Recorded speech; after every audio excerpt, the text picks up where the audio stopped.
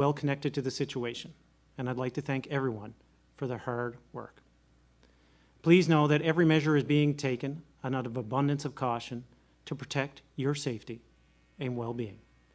And that's my number one focus at all times, the health and well-being of all Newfoundlanders and Labradorians.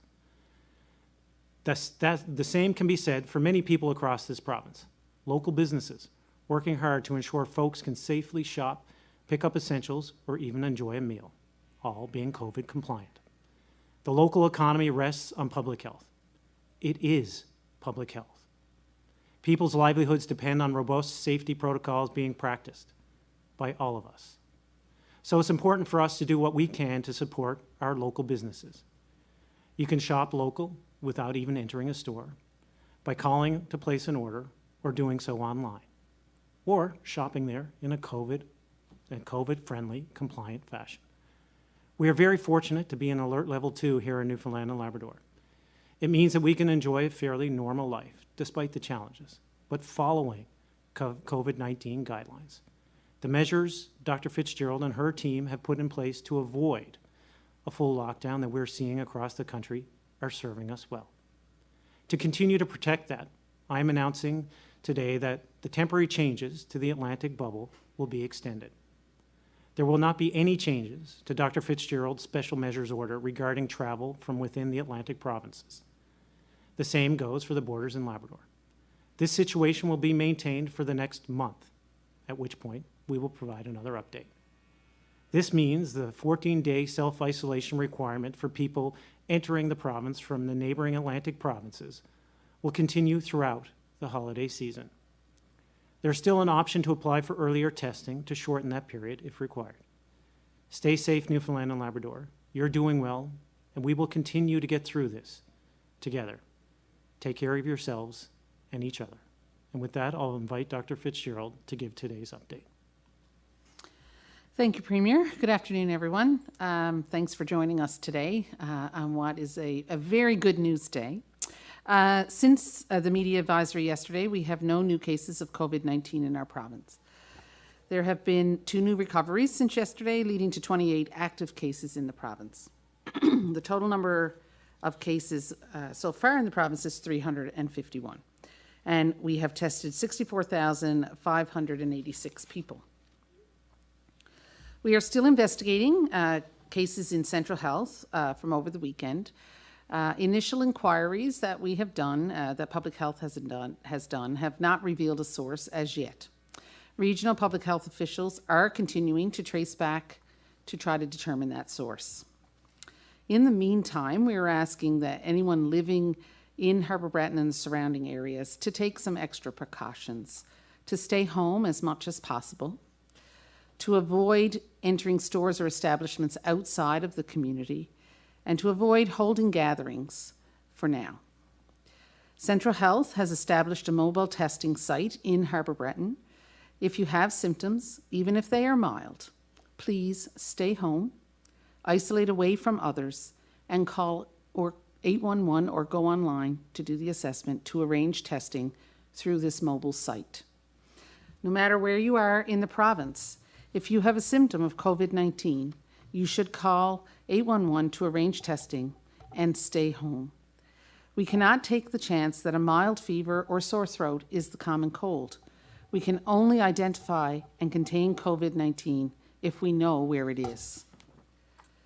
I have concerns that people may not come forward for testing out of fear for how they will be treated either in their community or on social media.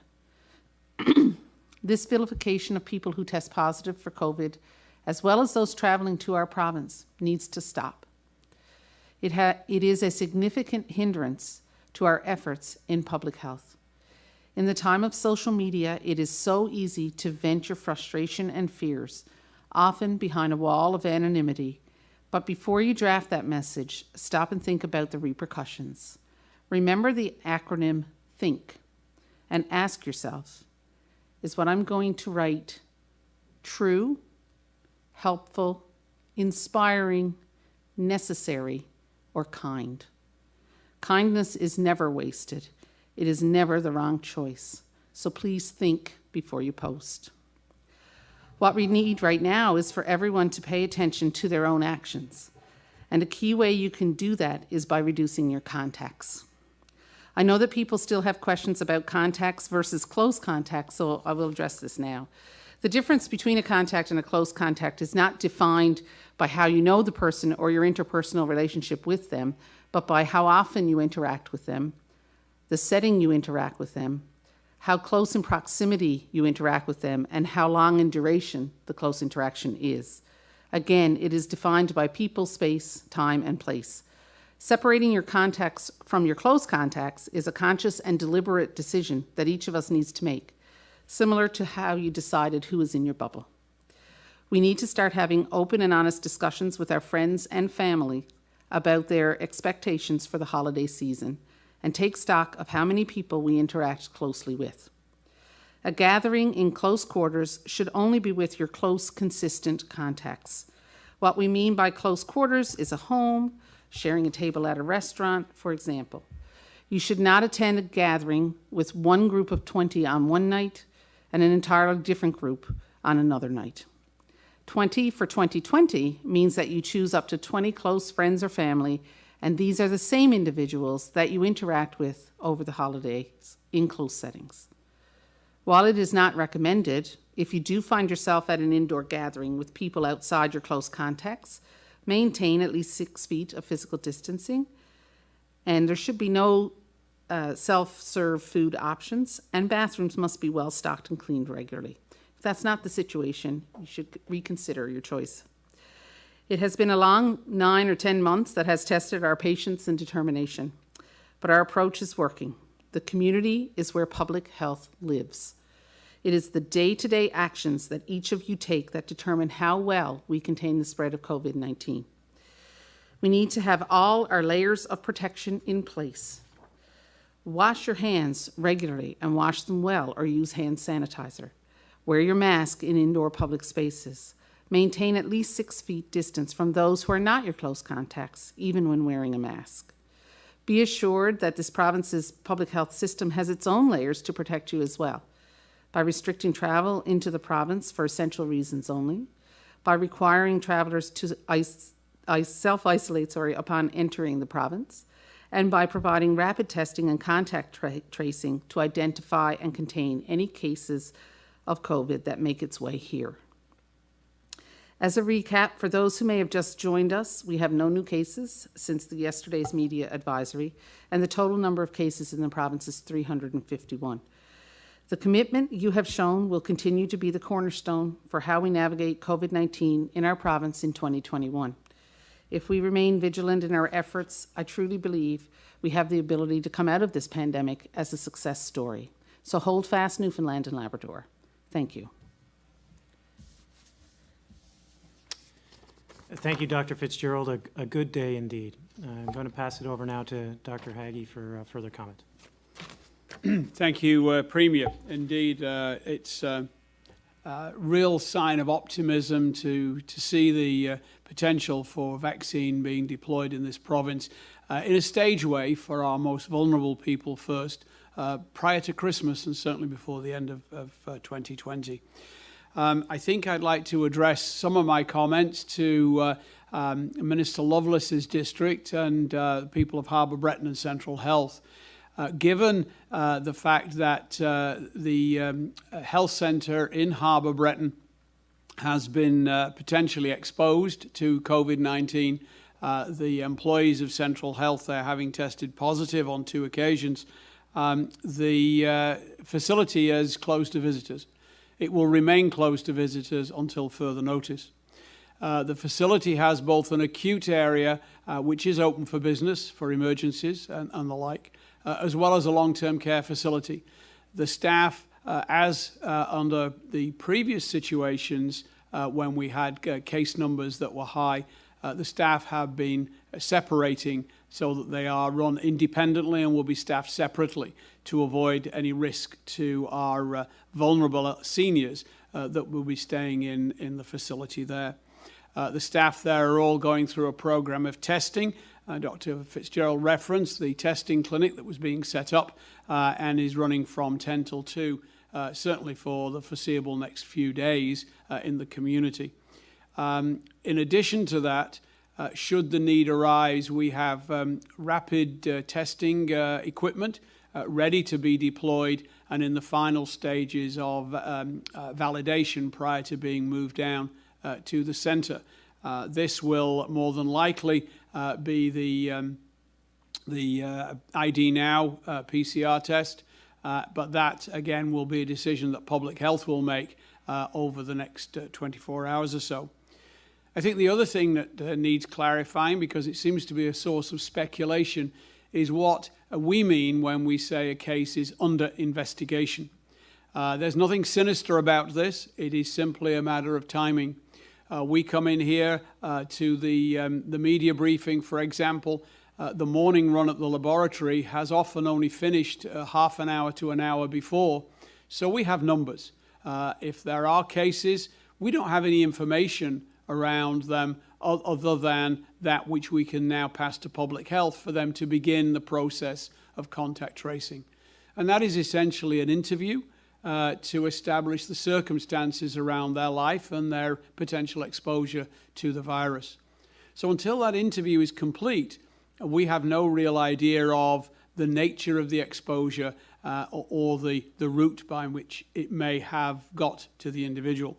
It is simply that those items are under investigation. It is not any darker intent than that. We have gone out of our way to release information as and when it becomes available. And quite frankly, the reason when flight advisors are issued later on in the day is that's often one of the first sets of questions that are asked and answered. And then through public health lens, a decision is made as to whether or not a flight advisory is to be issued. And the reason it comes out then is because the decision has been made then. It is simply prompt and as transparent and timely as we can make that. In terms of the way our data is reported, we have spent considerable effort documenting individual lives, essentially, in our news releases and through the media. Those of you who look back to April of this year, when our numbers increased, will recall that we used a different system, which was just as transparent and open and a little bit more flexible from the department's point of view, in that we updated the hub. The hub online has primary care service areas, and that is where, going forward, we would like to put the occurrences of new cases. A second table underneath it will then identify, where possible, the source of those cases under the headings of things like travel, domestic travel, international travel, or under investigation. And that will be our preferred way of going forward with notifying the public of new cases and where they might be. And a link will be included in the daily news release and shared online through our webpage. This we're hoping to have up and running within the next 48 hours, but certainly there'll be a further announcement in a daily media release to announce that. With that, Premier, I think I'll conclude my comments there and hand it back to you. Well, thank you, Minister. We'll certainly now open it up to questions from the media. Thank you, Premier. For the benefit of our speakers, there are 6 reporters registered for today's call. The question and answer session will be conducted in 2 rounds, where each reporter will have the opportunity to ask 1 question and 1 follow-up per round. Following this, I will ask each reporter if they have any final questions. Our first questions are from Peter Cowan with CBC. Please go ahead. Thank you. Minister, if I've understood your preamble there correctly, you said that there are 2 staff members of the health center there that have tested positive. How has that impacted the health center aside from closing the visitation? For example, how many other healthcare workers and patients are now having to isolate and get tested because of possible exposure? Yes, one of the individuals does provide hands-on care. The other is an administrative non-patient contact individual. All of the residents of the facility have been tested, and I am informed they're all negative. There is a program going through staff who work on the same side of the shift as the care provider or work in the same environment as the other employee, and those are currently being tested. My understanding is the majority of these tests are samples have been submitted, and as you heard from Dr. Fitzgerald thus far, we have not been advised of any positives. There are still some swabs to be processed. Dr. Fitzgerald, there's a lot of fear in Harbour Breton right now. Can you give me an idea, when you look at, obviously, a day with no new cases, having had those samples run must be good news. How concerned are you about that situation, especially because it does involve healthcare workers? Well, certainly, you know, anytime we have a non-epidemic case, as we've talked about before, that's concerning for us. And right now, where we are is that we can't find a source for that case. So that makes us concerned. That certainly makes us want to go back, so do some of that backward tracing to figure out where that source may be. So I understand that there would be a lot of fear in the area, and certainly, you know, I want people to know that public health is working diligently and tirelessly to try to find this out. The testing will help us. Most importantly, for people in the area, to stay home. If you have even mild symptoms, you need to stay home. You need to contact 811 and get some testing so that we can find any cases that may be there. That's really, and try to reduce your contacts as much as possible. Thank you. Our next questions are from Kellyanne Roberts with NTV. Please go ahead. Thank you. Dr. Fitzgerald, I'm looking for some more clarification on the 20 for 2020. I've been getting a lot of questions about it, and in trying to be clear and understanding your comments today, we're not changing the guidelines right now for the informal 50 gathering if distance can be maintained. So, for example, if a business was to have 25 people for a dinner that was physically distanced, proper public health guidelines are being followed, that is still okay? So if a business is doing it, that's still, you know, following the public health guidelines. So what we're talking about are informal gatherings that you're having, you know, so the gatherings that people are having themselves in their homes. That's really what we're focusing on there when we're talking about considering changing the 50 to the 20. And the 20 for 2020 is really just about focusing on having a close group of consistent contacts over the Christmas season, 20 contacts over the Christmas season. Okay, so the 20 for 2020 would be in your house, but if it was a sit-down dinner elsewhere, 50 would be okay if distance can be maintained. I know I'm just trying to spell it out here. So if you're thinking about a business who's hosting a wedding, for example, there are guidelines for that. That's not what we're talking about here, right? So what we're talking about are these informal gatherings that people will have in a situation where you have a business operating some kind of event. You know, they have procedures in place. They're keeping track of people who are there. They're making sure that there's hand sanitizer, and there will be consequences for those businesses, of course, if some of those rules aren't followed. So we really, it is a little bit different with regard to, you know, the closeness and how close contact people have, as opposed to those informal gatherings in your home where that physical distancing may not happen. Thank you for the clarity there. Our next questions are from Mick Frederickson with All Newfoundland Labrador. Please go ahead. Thank you.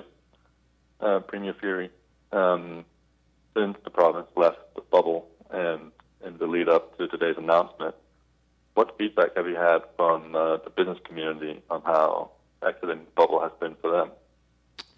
Most of the feedback that we've received from businesses is they understand that this measure was taken in order to protect their businesses.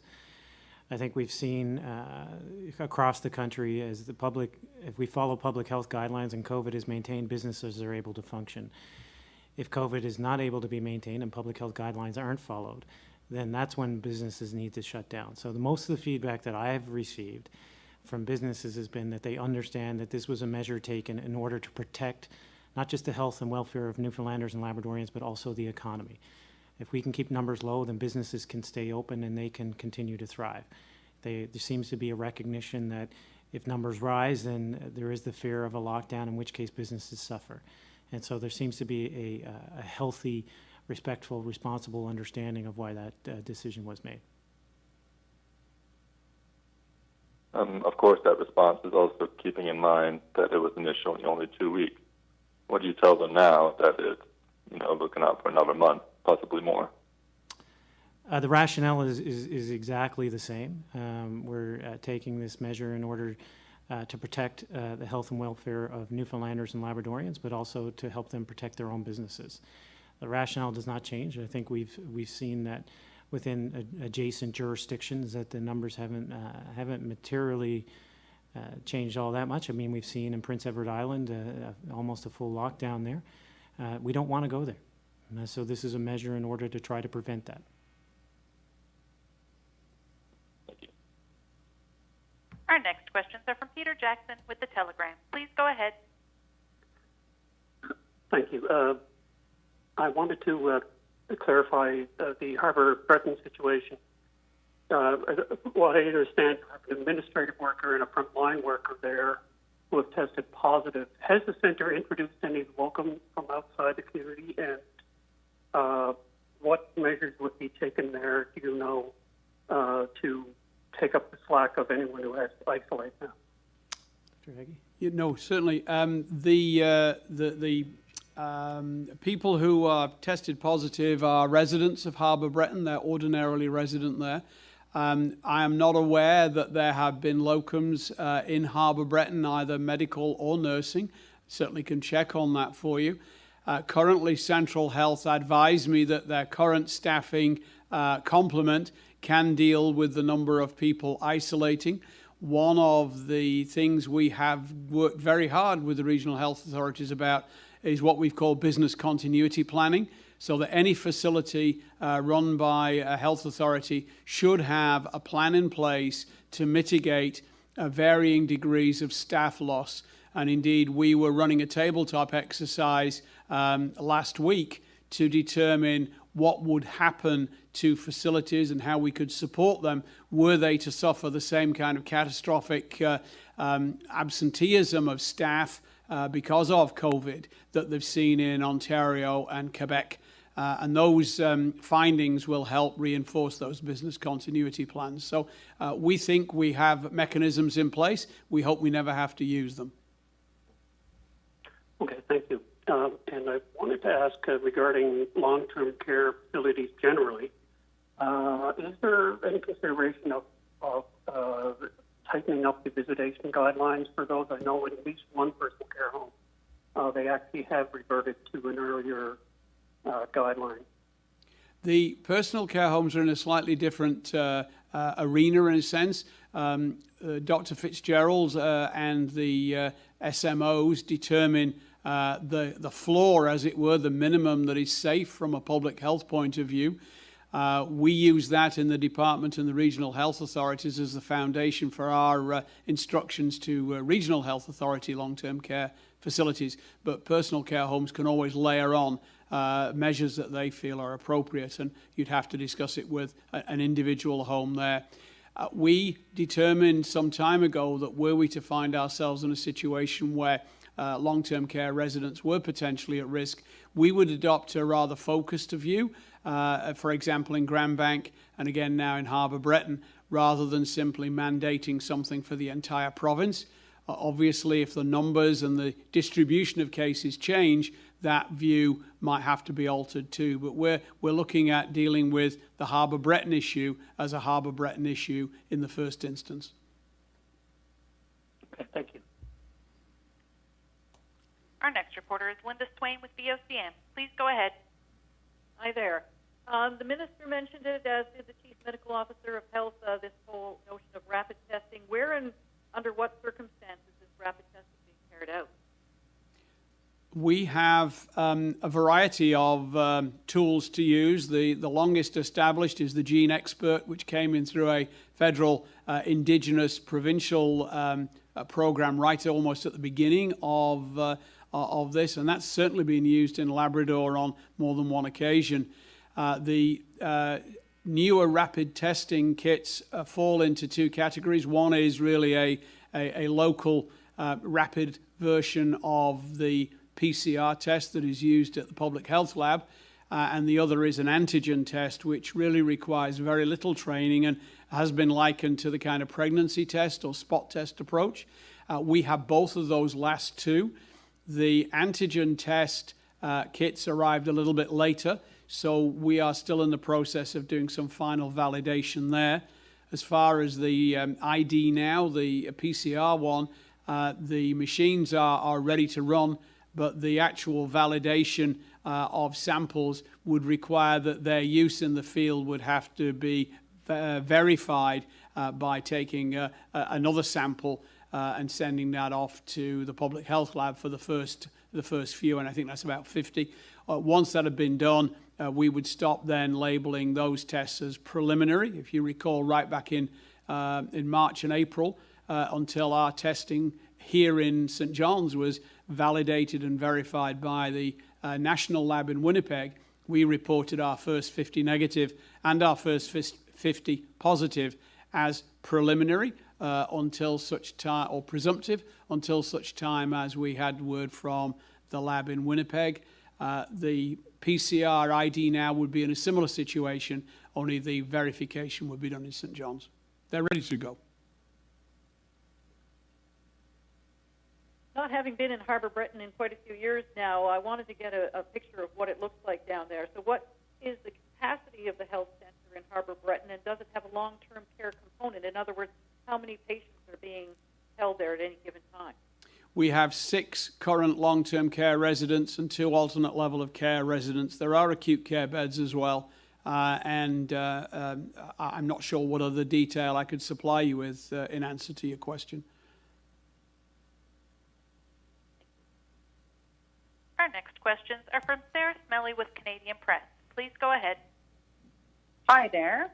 I'm just wondering about the vaccine. So, are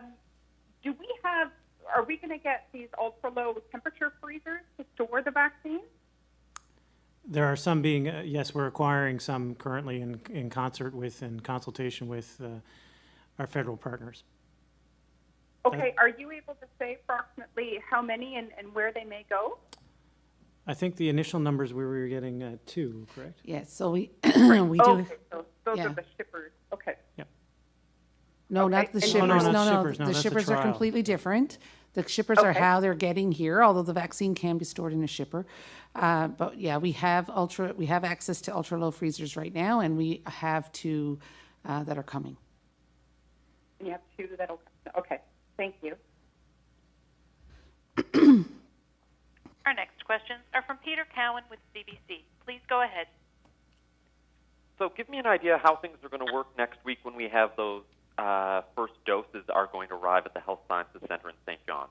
Does this mean that the first vaccinations are only going to be done to people in St. John's, and who specifically are going to receive those? Well, the vaccination team is still currently working on all the protocols, but it will be in St. John's as the first urban center, as the Prime Minister kind of suggested, as you know, that's where it's kind of the trial initially of the 14 centers, and then we'll look to roll from there. So just to be clear, we still don't, even though we've got vaccine coming tomorrow or next week, we still don't know who those actually are going to actually receive those doses. We don't have those lists drawn up yet.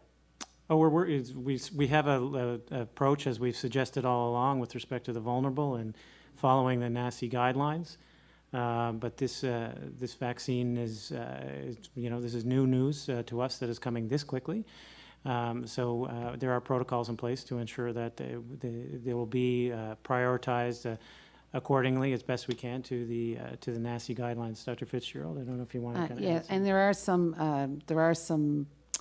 Because this is not part of, it's sort of a pre-rollout, it's a bit of a work through to make sure that, that things can work properly with smaller amounts of the vaccine coming initially. There are some specifications on how we have to roll that out.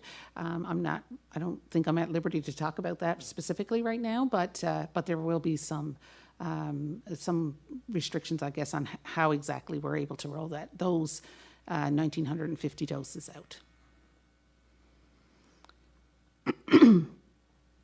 Our next questions are from Kellyanne Roberts with NTV. Please go ahead. Thank you. We know the dry run was happening today in terms of what a rollout would look like of the vaccine. That process may still be ongoing, but from what we've gathered so far, how has it gone? And with the doses coming just next week, are we prepared for that? Well, the dry run is currently happening this week, and as suggested, there would be a trial of the freezer being shipped to ensure that it can actually be shipped and received here. I believe that that's scheduled to occur on Wednesday or Thursday of this week, and that's kind of a test to ensure that the vaccine can again be stably shipped here and then transferred to the Health Science Center with appropriately checking the temperature along the way and the stability along the way. So that's what's occurring this week, and then as we get the vaccine next week, then it'll be actioned accordingly. Okay, and with the over 1,900 doses coming, so over 900 people being vaccinated, I'm not good with math on the fly, but with that, are we expecting there to be not errors, but so much as some of the vaccines being unable to be used due to how low the temperature they need to be contained at? Well, that's No. part of this. Sorry. Yeah, no, go ahead. It's part of the stress test, but you go ahead. Yeah. No, I mean, we're anticipating that we'll be able to use all the doses of the vaccine that we get. Certainly that's our intention. And we have the ultra-low freezer to store it in. And so we're hoping and intending to use all of it. Thank you. Our next questions are from Mikkel Fredrickson with All Newfoundland Labrador. Please go ahead. Thank you. There was some talk of the number of cases that were related to rotational workers coming in. Have you considered any changes to the rules for rotational workers coming in from out of province? No, not at this time. We made a few changes last week, or it may have been the week before. I don't know. Time is blending together now. But so we have made some recent changes to the requirements for rotational workers. So there aren't any more changes anticipated right now. And under what circumstances would you possibly think of changing them again? I think, well, I'm not one to predict, but you know, if our epidemiology changed significantly, then we'd have to think about how we approach all of it. So, you know, I think that would be we'd have to make that decision when if we ever get to that point. Thank you. Our next questions are from Peter Jackson with The Telegram. Please go ahead. Hi. More on the vaccine. This is part of a 249,000 dose shipment to Canada. Do you have any indication yet whether that will be distributed on a more or less per capita basis? Because that would ultimately mean about 5,000 to this province. 249,000 that the Prime Minister announced earlier today, I think translates to, doing math on the fly here, to about what we're scheduled to receive. Okay, you said, is it 1,900 doses in total? 1,900 doses, yes, yep. That's the first shipment. Yeah. Yep. And then another 1,900, or hopefully something to follow. Yeah. Okay, that's great. Thank you very much. Can I ask another question? I'm sorry. Sure. Yes, you go ahead, Peter. Okay, sure. I wanted to go back to a little bit of egg on face from last week. Have government departments been issued memos about Christmas parties this year to avoid any other unforeseen fallout from not setting an example? Dr. Hagen? We've certainly, within human Human Resource Secretariat, which is now in Treasury Board. My understanding is that the staff there have suggested very strongly that there be no office parties in the building. As I said last week, we're still looking at the whole issue of working from home and what proportion of people should do that, and if so, for how long. This would be part of that. But certainly there is no intention, as I understand it within my own department, to have any on-site gatherings such as that of an informal nature, as referenced by Dr. Fitzgerald. Thank you. Our next questions are from Linda Swain with VOCM. Please go ahead. You initially said that the first doses of the new vaccine will be distributed through the Health Sciences Centre. Does that mean that the vaccine will be confined to the metro region right off the bat with 2 freezers and such a small amount of doses? So you're asking if it's going to be Yeah. confined to the metro area? Yeah, if it's being distributed through the Health Sciences Centre, does that mean that it's going to be largely to this area? So again, we have to follow some specifications that the manufacturer have asked us to follow. And not, I don't think at liberty to say that right now, but once we are, we'll certainly be quite transparent about how we're distributing that vaccine.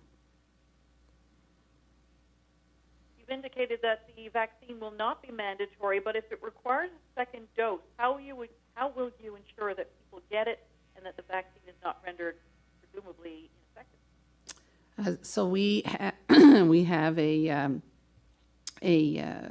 registry that we will be using to keep track of vaccines, and so people obviously when they come in, they'll be told to come back in there at the appropriate time for follow-up and given appointments to do so, and we will be keeping track of who gets vaccines. The piece around that is that we've tested this already, because that's the mechanism we use to record our flu shots this year. It's all electronic, and now we also have online scheduling for appointments for flu shots. Those were the 2 key elements we wanted to dry run with the flu vaccine, knowing that this would be something new for the COVID vaccine. Our next questions are from Sarah Smelly with the Canadian Press. Please go ahead. Hi there. I just want to clarify. So the 2 freezers that are coming, are they both going to be kept in St. John? No, not likely, but the final decisions on that haven't been made yet. Okay.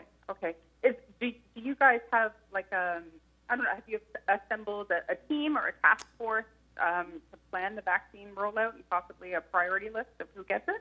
Yeah, we announced the team last week. Sorry. Yeah, Okay. co-chaired by Dr. Fitzgerald and Minister Haggie, and involving Commander Botting, who's going to roll this out. This isn't, we were hopeful to receive vaccine in early January. This is good news for the country and indeed the province right now that we're receiving it ahead of schedule. But I'm confident in the team that we have in place that even with the limited doses that we have for 2020, that we'll be able to distribute it. Okay, thank you. For our final round, I will go through the registered media twice, where there will be an opportunity for 1 question each time your name is called. First, Peter Cowan with CBC. I'm good, thanks. All right, Kellyanne Roberts with NTV. Do you have a final question? I do. Briefly before this briefing, the opposition held a briefing in regards to West White Rose. We know a lot of those layoffs are due to COVID-19 in the year of 2020. Premier, do you have any response to that? I haven't had a chance to follow the opposition. We're trying to lead today by announcing the vaccines and deal with the public health issue in Harbour Breton. I'll certainly have a look after this is over. Thank you. Mikkel Fredrickson, All Newfoundland Labrador. Do you have a final question? Yeah, I do. In the coming month, when it gets time to reevaluate whether or not to rejoin the bubble, so to speak, are you only considering options where it's for the entirety of the Atlantic province, or would you even consider creating somewhat of a mini bubble with only one or two upper provinces? I think that decision would be made at the time, depending on the epidemiology and other jurisdictions. Of course, complicating the Atlantic provinces is it basically has a regional airport, in terms of Halifax being the central between the other three provinces. So we need to kind of balance all of those considerations, but it's too premature to judge what the epidemiology will be in other adjacent jurisdictions currently.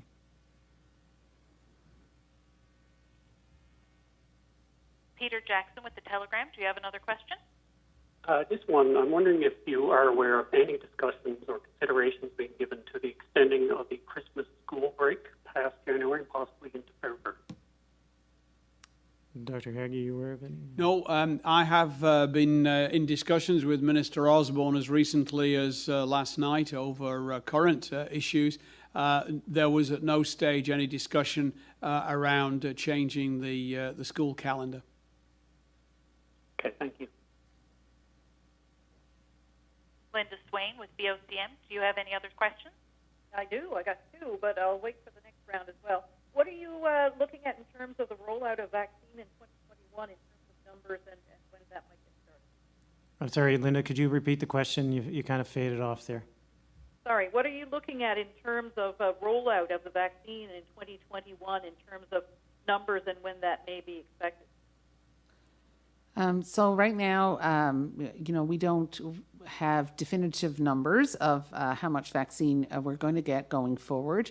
There's a couple of products that we are getting, and so we don't have final numbers on that yet. We certainly have a plan to roll out the vaccine as per our priority groups that we have determined, and we'll do that in accordance with the numbers that we have. So there may be, a plan is not set in stone at this point because there may be some changes coming up, right? Sarah Smelly with the Canadian Press. Do you have another question? Yeah. Dr. Fitzgerald, you mentioned that you had concerns that people may not come forward to get a test just because of vilification on social media, that kind of thing, worried about community repercussions.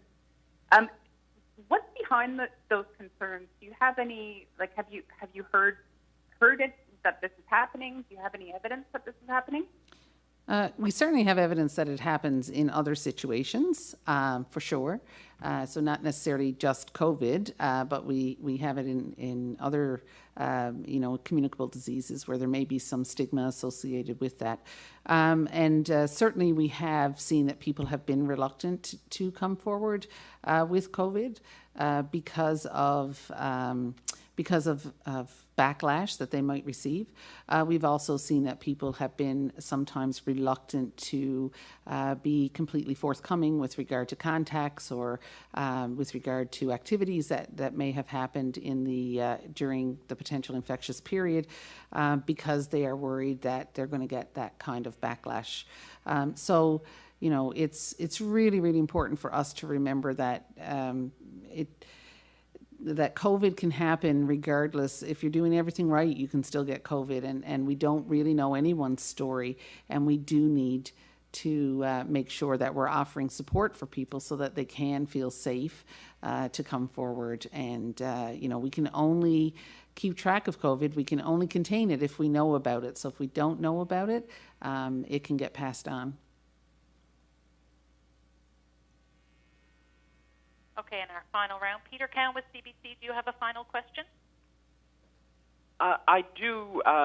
One just sort of popped up, and that's around rotational workers when it comes to the vaccine. We've seen that travel is the main source of new cases in this province. The federal task force wouldn't have considered our unique epidemiology when they're coming up with their list. So where will they fall on our priority list? So those discussions obviously are ongoing. We have a set of priorities of people that, are the most vulnerable, are at highest risk of severe disease or for passing on disease to our vulnerable populations. So, that's where we're focusing our energies initially. But as we proceed through the vaccine rollout over the coming months, those are all questions that we will be addressing at that time. Thanks. Kellyanne Roberts with NTV. Do you have a final question? I do, yes. It's in regards to the vaccine. We know that the approval process for it has happened fairly quickly in comparison to past vaccines. I'm just wondering if there's any indication about the vaccine, though. Does it prevent infection or does it just mitigate the symptoms? So the whole point of the vaccine is to prevent infection. It's to basically give your body a chance to form an immune response against this virus, so that if it ever comes into contact with the real thing, it will be able to fight it off effectively and prevent you from getting sick. So that's the basic premise of any vaccine that's out there. But we do know that in some vaccines that we've had experience with some that may not be quite as effective, where people can still get the disease but may get a less severe form of the disease. We've seen that with chickenpox, for example, in the past. It's still brand new. So I guess after we have lots of people avail of the vaccine and we see what happens, I guess we'll have better answers to those types of questions. Thank you. Mikkel Fredrickson with All Newfoundland Labrador. Do you have a final question? No, I do not. Thank you. Peter Jackson with The Telegram. Do you have a final question? No, I don't. Thanks a lot. Thank you. Linda Swain with VOCM. Go ahead with your final question. Yeah, this is kind of a follow-up, actually, to Kellyanne's question, and that is in terms of will those who have already recovered from the virus need to get vaccinated? That's a good question. And I think we certainly, I don't know that we actually have an answer to that question at this point.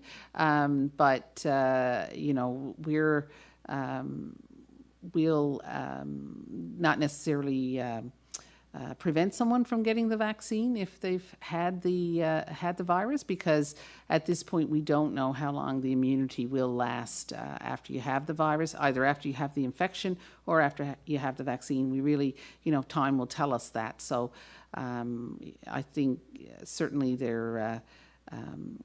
we wouldn't deny somebody the vaccine if they had been infected in the past. But good question, and something we will need to look at going forward for sure. Could I just interrupt for a second? I've just realised I may have misspoken about the number of long-term care beds in Harbour Breton. It's not 8, it's 18, just for the record. Sarah Smelly with the Canadian Press. Do you have a final question? Yeah, just one more. Nunavut, for example, has said that they think that the Moderna vaccine is probably going to be more appropriate for them because the shipping and storage requirements of the Pfizer vaccine make it tough for rural areas. Do you anticipate a similar situation in some of our rural areas where it might be tough to get the Pfizer vaccine out there?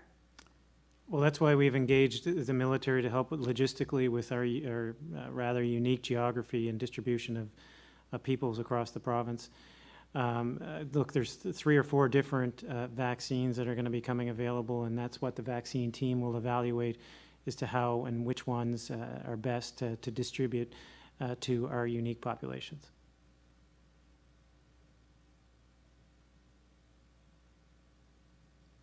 Thank you, everyone. Premier, do you have any final comments today? Yes, thank you all for joining. To the people of Harbour Breton, although it's an optimistic day today with respect to the vaccine, I know that there are significant stresses and anxieties in your community, and if you feel overwhelmed, there is help available for you. Please reach out. You're not alone. And overall, to everyone throughout the province, please be kind, be honest, and be open about if you're experiencing symptoms. Please call 811, and this is another tool that will help protect yourselves and your loved ones, and indeed the entire province as we strive towards the finish line. And thank you. Thank you, Premier. Take care, everyone. Stay safe and enjoy the rest of your day. Our smartphones. We use them to keep in touch, to play, and to work. Now, your smartphone can help you limit the spread of COVID-19. Someone can have COVID-19 and not know it. They can spread the disease before they have any symptoms. The Government of Canada has developed an app that will let you know if you may have been in contact with someone who has tested positive for COVID-19. The COVID Alert app creates a random code so that no one will know your name or your location. The app uses Bluetooth to exchange random codes with nearby phones. The code is a randomly generated string of digits and letters that changes every 5 minutes, so it cannot be used to identify you.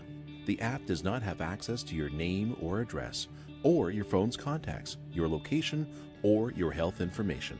If someone you've encountered later tests positive for COVID-19 and uploads to the app a one-time key they received from their healthcare authority, you'll be notified that you may have been exposed. If you test positive for COVID-19, you can upload your one-time key from your healthcare authority. The app will then notify the people you've encountered without revealing your identity. You can then take steps to limit the spread of the disease. If you know you've been exposed, you should contact your local public health authority and follow their instructions. Using the app is one more thing we can all do to help limit the spread of COVID-19, in addition to washing our hands, keeping 2 meters apart, and wearing a non-medical mask or face covering when it's difficult to maintain physical distancing. You can do your part by downloading the app today and helping others use it too. The more people who use the app, the better we can contain COVID-19. Help protect yourself and your community. Download the COVID Alert app to help limit the spread of COVID-19. Go to the App Store or Google Play. Find out more at canada.ca/coronavirus. A message from the Government of Canada.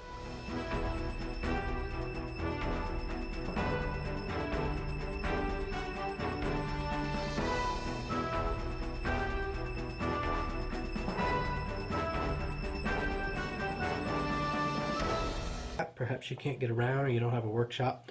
This is a great hobby to take on and learn.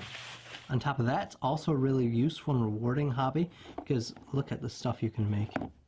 These are not too difficult of a leather sheath to make. They're a fair size sheath, so it takes quite a bit of leather, but it's just a beautiful and useful